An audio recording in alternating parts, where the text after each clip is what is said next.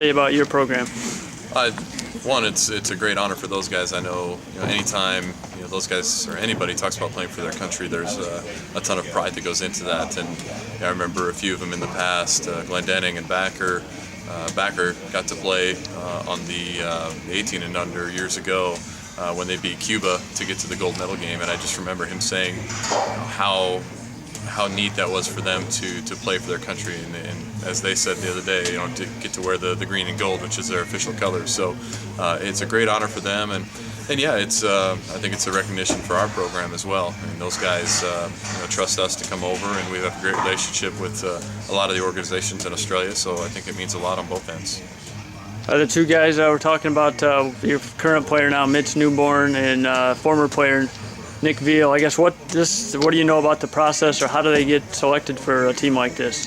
Glenn Williams, who is, I believe, still works for the Giants over in Australia, and he's in New South Wales now, so he runs a lot with the youth organizations over there, and he's the one that spearheaded the group. And Glenn reached out to me about a month ago just in regards to Mitch's availability, which I respect. Anytime, this time of year, I know they're going to have Mitch pitch, and you want to make sure, one, he's healthy and he's kind of within the constraints of our program as well. And obviously Mitch is one of our top pitchers, and he's ready to go. But for Nick, pitching over in the ABL, the Australian Baseball League, last winter for the Perth Heat, it's a neat honor for them. So that's kind of how the selection goes. Robbie Glendenning, I believe, was asked as well to play, a former shortstop of ours, but just due to some NCAA regulations, he was not able to. So fortunately for us, the NJCAA does allow it, and for both those guys, it's a great honor. And what have you seen from Mitch this fall, and what do you like about him? He's one of our top players, on both sides of the ball. He's going to be one of our top pitchers. How we use him, in what capacity, we're not exactly sure yet. We'll let that play out when the season comes around. But he's a dynamic arm. He's 88 to 91 miles an hour, a four-pitch guy. Kind of a wipeout slider, very athletic and very fast twitch. And then as an infielder, on the left side of the infield with him and Enox, we feel really good.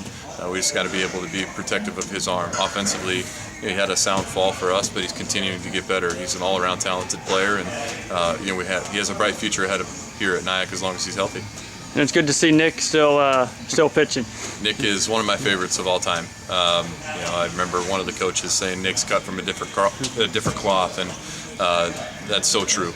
Nick doesn't have overpowering stuff, but he knows how to pitch, and he's an absolute bulldog. I mean, he's exactly what you want out of any pitcher. He had the heart of a lion, and he's second all time, I believe, in wins in NIACC history. So he was very successful, and kind of was one of the guys, I guess, one of the pioneers that got the program off the ground here and into national recognition. And he was one of the originals, and can't thank him enough for his efforts, and I'm very proud of him. So how important is your guys' connection with the people in Australia? I mean, getting players to come here.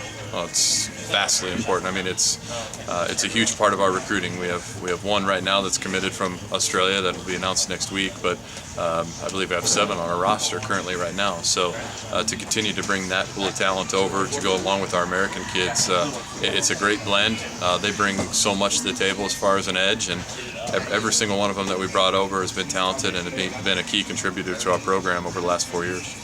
And they must, the ones that have been here before, I mean, must have liked it and had a good experience for the new ones to keep coming. Absolutely, and they're your best ambassadors. And there's years where I do get to see those guys and have an opportunity to meet them in person and sell our program. But again, they're going to contact the guys that have been here before, and I think, like I said before, they're your best ambassadors, and if they continue to have great experiences here, then that pipeline will be very strong for years to come, and that's what we hope.